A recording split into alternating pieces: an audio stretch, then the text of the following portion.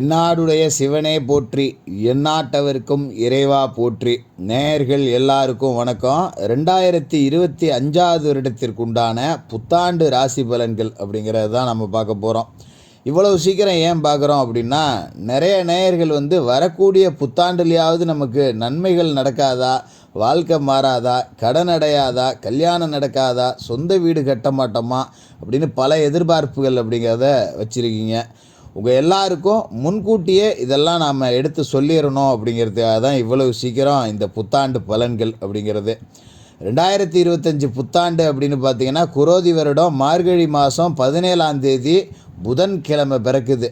பொண்ணு கிடைச்சாலும் புதன் கிடைக்காதுன்னு சொல்கிற மாதிரி புத ஆதிக்கத்தில், புத்தி காரகனோட ஆதிக்கத்தில் இந்த வருடம் அப்படிங்கிறது பிறக்குது. இந்த ஆண்டு பலன்கள் அப்படின்னு பார்த்தோன்னா, வருட கிரகங்களோட நகர்வுகள் அப்படிங்கிறது தான் நம்ம பார்க்கணும். அந்த வகையில் பார்த்திங்கன்னா, முதல் பயிற்சியாக இந்த வருடத்தில் சனி பயிற்சி தான் வருது.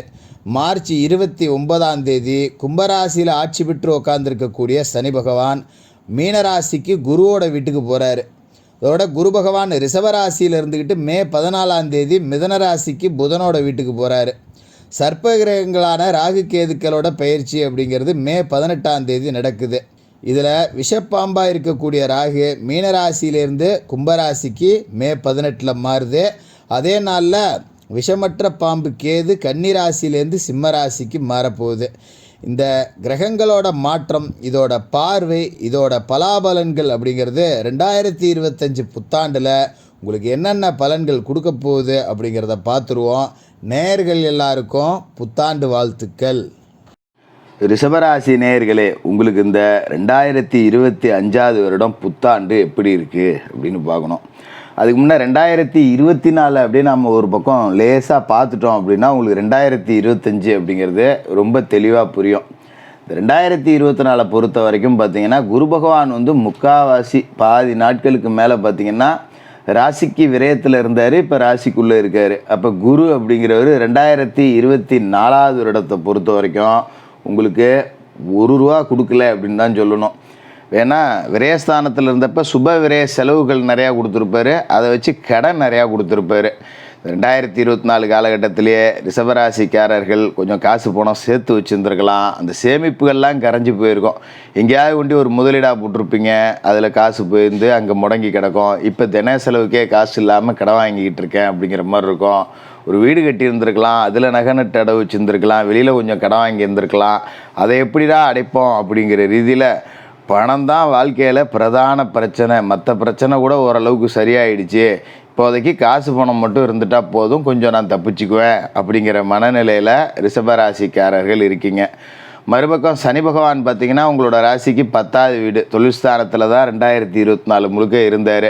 இதில் அவர் வக்கரமாகவும் இருந்திருக்காரு, பலமாகவும் இருந்திருக்காரு. 10ஆம் இடத்துல சனி பகவான் இருந்த காலகட்டம் இந்த 2024 முழுக்க பார்த்திங்கன்னா தொழில் ரீதியாக ஒரு நிலையற்ற தன்மை அப்படிங்கிறது. திடீர்னு ₹10 கிடைக்கும், திடீர்னு ₹10 கிடைக்காம போயிடும். அது என்ன தொழிலாக இருந்தாலும் சரி, நான் மாதம் இவ்வளோ சம்பாதிக்கிறேன் அப்படின்னு ஒரு கௌரவமாக யார்கிட்டையும் சொல்ல முடியாது. எங்கே ஒரு மாதம் ₹10 வருது, ஒரு மாதம் ₹20 வருது, ஒரு மாதம் 10 பைசா கூட வரமாட்டேங்குது. இப்படி இருக்குது நிலைமை அப்படிங்கிற மாதிரி இருக்கும். அதுமாரி வேலை செய்யக்கூடியவர்களுக்கும் பார்த்திங்கன்னா பெருசாக ஒன்றும் சாதிச்சிடல. வேலைக்கு போகிறேன், சம்பளம் வாங்குகிறேன், சம்பளமே பற்ற மாட்டேங்குது, மாத கடைசியில் கடன் வாங்குற மாதிரி ஆகி போகுது. இப்படிப்பட்ட சூழல் அப்படிங்கிறது தான் இருக்கும். இதுமாரி குடும்ப உறவுகள் அப்படின்னு பார்த்திங்கன்னா ஏதோ கொஞ்சம் இழுத்து பிடிச்சி அப்படியே ஓட்டிக்கிட்டு இருக்கோம். ரொம்ப நிம்மதியாக இருக்கேன் அப்படின்னு இல்லை, பெரிய சண்டை சச்சரவு பிரச்சனைன்னு இருக்கேன் அப்படின்னும் கிடையாது, நார்மலாக ஓடிக்கிட்டு இருக்கு. உடல் ரீதியான பிரச்சனைகள் கொஞ்சம் அப்பப்போ வந்துக்கிட்டே இருந்துருக்கும். ஒருத்தர் மாற்றி ஒருத்தருக்கு உடம்பு சரியில்லை, போகல வரல அப்படிங்கிற மாதிரி ஆஸ்பத்திரி செலவு அப்படிங்கிறதும் ஆகிக்கிட்டு இருந்திருக்கும். இப்படி தான் 2024 அப்படிங்கிறது உங்களுக்கு ஓடிச்சு. இப்போ 2025 இந்த வருடத்தோட பலன்கள் அப்படின்னு பார்த்தீங்கன்னா 2024 அப்படியே தொடருது. எப்போ அப்படின்னாக்கா ஒரு 3 மாதத்துக்கு மார்ச் மாதம் 29ஆம் தேதி சனி பகவான் கும்பராசிலேருந்து பயிற்சியாகி மீனராசிக்கு வராரு. அதாவது மீனராசி அப்படிங்கிறது உங்களுக்கு லாப வீடு, 11ஆவது இடம். சனி பகவான் பணம் கொடுக்குற இடத்துக்கு வராரு. பணத்தை கொடுக்கக்கூடிய சனி பகவான் லாபஸ்தானத்தில் இருந்துக்கிட்டு கொஞ்சம் கடங்கண்ணியெல்லாம் அடைப்பார். ஏதோ பழைய சொத்து விற்பனை மூலமாக பணம் வரும். சில பேர் வெளிநாடு போகலாமா அப்படின்னு யோசிப்பீங்க, வெளிநாடு பயணம் போகலாம், அதன் மூலியமாக ₹10 காசு பணம் வரும். அதே நேரத்தில் சனியோட பார்வை அப்படிங்கிறது உங்களோட சொந்த ராசிக்குள்ளேயே இந்த மார்ச் மாதம் 29ஆம் தேதிக்கு மேலே விழப்போகுது. அதாவது சனியோட கட்டுப்பாட்டுக்குள்ளே நீங்கள் வருவீங்க. கண்காணிப்பார் சனி உங்களை. இந்த காலகட்டத்தில் பார்த்தீங்கன்னா நம்ம கடுமையாக உழைக்கணும், வேறு வழியே கிடையாது. ஏன்னா லாப வீட்டில் சனி இருக்கார், ஆனால் உங்கள் ராசியை பார்க்குறாரு. அப்படிங்கும்போது நீங்கள் எந்த அளவுக்கு உழைக்கிறீங்க அப்படிங்கிறத அவர் பார்ப்பார், சும்மாலாம் கொடுத்துட மாட்டார். நேர்மையற்ற தன்மை அப்படிங்கிறது கொஞ்சோண்டு இருந்தாலும் சனி பகவான் மாதிரி உங்களை அடிக்கிறதுக்கு ஆளே கிடையாது. அதாவது நம்ம அஷ்டம சனி, 7.5 சனியில் விரய சனி, ஜென்ம சனி, பாத சனிம்போம், இதுமாதிரி அர்த்தாஷ்டம சனி அப்படிம்போம். இந்த சனியெல்லாம் கொடுக்கறத விட மோசமான பாதிப்பை சனி கொடுத்துருவார். சனி பார்வையில் இருக்கும்போது நீங்கள் தப்பு பண்ணீங்கன்னா பிற உயிர்களுக்கு துன்பம் விளைவிக்கக்கூடாது, மற்றவர்களை பார்த்து பொறாமப்படக்கூடாது, எதுலேயுமே ஒரு பட்டற்ற நிலை அப்படிங்கிறது இருக்கணும். எனக்கு அது வேணும், இது வேணும், அப்படி இருக்கணும், இப்படி இருக்கணும்னு நம்ம ஒரு கனவு கோட்டையை கட்டிக்கிட்டு ஆசைப்படலாம், தப்பு கிடையாது. பேராசைப்படக்கூடாது. அதாவது நமக்கு இது வேணும், இதை நோக்கி நம்ம போகணுன்னு உழைக்கலாம், அது தப்பு கிடையாது. இன்னொருத்தன்ட்ட இருக்குது, அது நம்மக்கிட்ட இல்லையே அப்படிங்கிற எண்ணம் வந்துருச்சு அப்படின்னா சனி உங்களை பாடாக படுத்திடுவார். அப்படிங்கிறதால நம்ம உழைப்போம், கிடைக்கிறது கிடைக்கட்டும் அப்படின்னு உழைப்பின் மேலே மட்டும் நம்பிக்கையை வச்சு கடுமையாக உழைங்க. சனி வாரி கொடுத்துருவார், லாபஸ்தானத்தில் இருக்கார், மறந்துடக்கூடாது. உங்களோட நேர்மைக்கு பரிசு அப்படிங்கிறத சனி அப்பப்போ கொடுத்துக்கிட்டே இருப்பார், கவலைப்பட வேண்டியதில்லை. கடன்லாம் அடைச்சிடலாம், கடன்லாம் அடையும். அதே மாதிரி குருவோட மாற்றம் அப்படிங்கிறது ரொம்ப முக்கியம். ஏன்னா குரு பகவான் இப்போ ஜென்மராசியில் இருக்கார். அவர் மே 14ஆம் தேதி மிதுன ராசிக்கு போகிறார். மிதுன ராசி அப்படிங்கிறது எது? தனஸ்தானம், தனவாக்கு, குடும்பஸ்தானம். இந்த இடத்துக்கு குரு பகவான் வந்த பிறகு உங்களோட வாழ்க்கையவே மாற்றுவார். அதாவது தனத்தை கொடுக்கக்கூடிய இடத்துல குரு, பணத்தை கொடுக்கக்கூடிய இடத்துல சனி. லாப சனி, தன குரு 2 பேரும் சேர்ந்து நல்ல செட்டில் பண்ணுவாங்க வாழ்க்கையை. நல்லா உழைச்சோம் அப்படின்னா நீங்கள் எதை தொட்டாலும் அது பொண்ணாகும். நம்ம எதிர்பாராத இனங்கள்ல இருந்தெல்லாம் வருமானம் அப்படிங்கிறது வரும். 10 ரூபா காசு பணம் சம்பாரித்து இந்த மே மாதத்துக்கு பிறகு கடன் எல்லாத்தையுமே அடைச்சிடலாம். 1 ரூபா கூட என்கிட்ட கடனில், நான் நிம்மதியாக இருக்கேன், இது போதும், இதுக்கு மேலே என் வாழ்க்கையில் என்ன இருக்குது, எல்லாமே எனக்கு கிடச்சிருச்சு, சந்தோஷம்டா சாமி, எப்படா கடனெல்லாம் அடைக்கிறதுன்னு நினச்சேன் அப்படிங்கிற மனநிலைக்கு நீங்கள் வந்துடுவீங்க. அந்தளவுக்கு குரு பெயர்ச்சிக்கு பிறகு காசு பணம் அப்படிங்கிறது சேரும். அதோட குருவோட பார்வை அப்படிங்கிறதையும் நம்ம பார்க்கணும். குரு பார்வை இந்த காலகட்டத்தில் எங்கே விழுவோம் அப்படின்னு பார்த்தீங்கன்னா துலா ராசியில் விழுவோம், தனுசு ராசியில் விழுவோம், கும்பராசியில் விழுவோம். அதாவது துலா ராசி அப்படிங்கிறது உங்களோட ராசிக்கு 6, அடுத்து பார்த்தீங்கன்னா 8, அடுத்து பார்த்தீங்கன்னா 10. 6, 8, 10 இந்த இடத்துல குரு பார்வை விழுதுங்கும் போது நான் ஏற்கனவே சொன்ன மாதிரி தான் 6ஆம் இடம்ங்கிறது ருணரோக சத்துருஸ்தானம். கடன், பகை, நோய் எல்லாத்தையும் முறியடிக்கக்கூடியதாக குரு பார்வை அப்படிங்கிறது இருக்கும். காசு பணம் 10 ரூபா நிம்மதியாக சேரும், கடன்லாம் அடைச்சிடலாம், அடகு வச்ச நகையெல்லாம் மூட்டலாம், கணவன் மனைவிக்குள்ளே பிரச்சனை எதுவும் வராது. அதுமாரி 8ஆம் இடத்துல குரு பார்வை விழுது அப்படிங்கிறது தான் நம்மளோட அஷ்டமஸ்தானம். வீட்டில் இருக்கிற பிரச்சனைகள் எல்லாத்துக்குமே ஒரு நல்ல தீர்வு.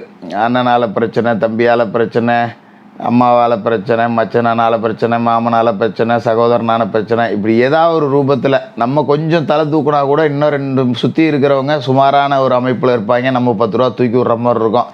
என் பொழப்பே நான் இருக்குது, நான் எங்கடா இன்னொருத்தனுக்கு உதவி செய்கிறது அப்படின்னு சொல்லிட்டு கடனை வாங்கி செஞ்சுட்டு அதுக்கும் நாம் கை கட்டி பதில் சொல்கிற நிலமெல்லாம் இருந்திருக்கும். இது எல்லாமே இந்த குரு பெயர்ச்சிக்கு பிறகு அஷ்டமஸ்தானத்தில் குரு பார்வை விழுவுறதால சரியாயிடும். நம்மளை சுற்றி உள்ளவங்களும் கொஞ்சம் முன்னுக்கு வருவாங்க, அதுதான் பெரிய விஷயம். இதில் பரவாயில்ல, நம்மளை சுற்றி இருக்கிற எல்லாருமே கொஞ்சம் நல்லா இருக்காங்க அப்படிங்கிறது நமக்கு ஒரு நிம்மதியான உறக்கத்தை கொடுக்கும். நம்ம மட்டும் சாப்பிட்டா பத்தாது, பக்கத்து வீட்டுக்காரன் பட்டினி கிடக்கிறானே அப்படின்னு நல்ல எண்ணம் உடைய ரிஷபராசிக்காரர்களுக்கு சுற்றத்தாருடைய வளர்ச்சி அப்படிங்கிறதும் நல்ல முன்னேற்றத்தை கொடுக்கும், நல்ல ஒரு மன அமைதி அப்படிங்கிறத கொடுக்கும். அதோட 10லேயும் குரு பார்வை அப்படிங்கிறது விழுவுது. தொழில் ரீதியாக புது முயற்சிகள் எடுக்கிறதுக்கு இந்த காலகட்டம் நல்லாயிருக்கும். இதுக்கு முன்னாடி எடுத்த முயற்சிகள் எல்லாத்துலேயுமே நான் தோற்று போயிட்டேன், என்னத்தப்போ விட்டுட்டு போவோம், வேறு பொழப்பு இருந்தால் பார்ப்போம் அப்படிங்கிற மனநிலைக்கு வந்தவங்க கூட புது முயற்சிகள் அப்படிங்கிறதுல இதுக்கு மேலே வெற்றி கிடைக்கும். புதுசாக வேலை தேடலாம், நிறுவனம் மாறலாம், இப்படி சகலவிதமான நன்மைகள் அப்படிங்கிறது கிடைக்கும். திருமணம் ஆகாதவர்களுக்கு திருமண யோகம் அப்படிங்கிறது வரும். ஏன்னா குரு இருக்கிற வீடுங்கிறது தனவாக்கு, குடும்ப வீடு. பிரிஞ்சு போன கணவன் மனைவி ஒன்று சேரலாம், வரன் கிடைக்காதவர்களுக்கு வரன் பார்க்கலாம், இப்படி சகலவிதமான நன்மைகளையும் கொடுக்கும். மொத்தத்தில் இந்த 2025 புத்தாண்டை பொறுத்த வரைக்கும் லாப வீட்டுக்கு சனி வராரு, தன வீட்டுக்கு குரு வராரு. இப்போ ராகு கேதுக்கள் எங்கே இருக்காங்க அப்படின்னு பார்த்தீங்கன்னா உங்களோட ராசியை பொறுத்த வரைக்கும் லாப வீட்டில் ராகு இருக்கார். அதே மாதிரி 5வது வீட்டில் கேது இருக்கார். இந்த ராகு கேதுக்கள் பயிற்சியாகி மே 18ஆம் தேதி ராகு கும்பத்துக்கு போவார், கேது சிம்மத்துக்கு போவார். இப்போ கும்பராசி அப்படிங்கிறது பார்த்திங்கன்னா உங்களோட ராசிக்கு 10வது வீடு, தொழில் ஸ்தானம். தொழில் ஸ்தானத்தில் போய் ராகு உட்காரா இருக்கும்போது தொழில் வளர்ச்சியை நல்லா தான் கொடுப்பாரு. ஆனால் இந்த ராகு தொழில் ஸ்தானத்துக்கு வரும்போது தொழிலில் நமக்கு கொஞ்சம் குறுக்கு புத்திகளை கொடுப்பாரு. இப்படி போகலாமா, ஏதாவது தப்பான ரூட்டில் காசு வருமா அப்படின்லாம் யோசிக்க வைப்பார். யோசிச்சிடாதீங்க. சனி பார்வை நான் ஏற்கனவே சொன்ன மாதிரி ராசியில் இருக்குது. 10 ரூபா வர்ற மாதிரி தெரியும், அடி 100 ரூபாய்க்கு விழுவும். அதில் கொஞ்சம் கவனமாக இருக்கணும். 4ஆம் இடத்துக்கு கேது வரார் அப்படிங்கும்போது தாயாரோட உடல் ஆரோக்கியத்தை கொஞ்சம் கவனமாக பார்த்துக்கணும். தாயாருக்கு உடல் ஆரோக்கிய குறைபாடு, ஒரு ஆப்ரேஷன் வரைக்கும் போகிறதுக்கு கூட வாய்ப்பு இருக்குது. அப்படிங்கிறதால ரொம்ப ரொம்ப கவனமாக இருக்கணும். மற்றபடி பெரிய பாதிப்புகள் எதுவும் இல்லை. நீங்கள் சாதிக்க போகிற ஒரு வருடமாக என்னெல்லாம் நினச்சிங்களோ அத்தனையும் செய்து காட்டக்கூடிய ஒரு வருடமாக இந்த 2025 புத்தாண்டு இருக்கும். ரிஷபராசிக்காரர்களுக்கு வாழ்த்துக்கள்.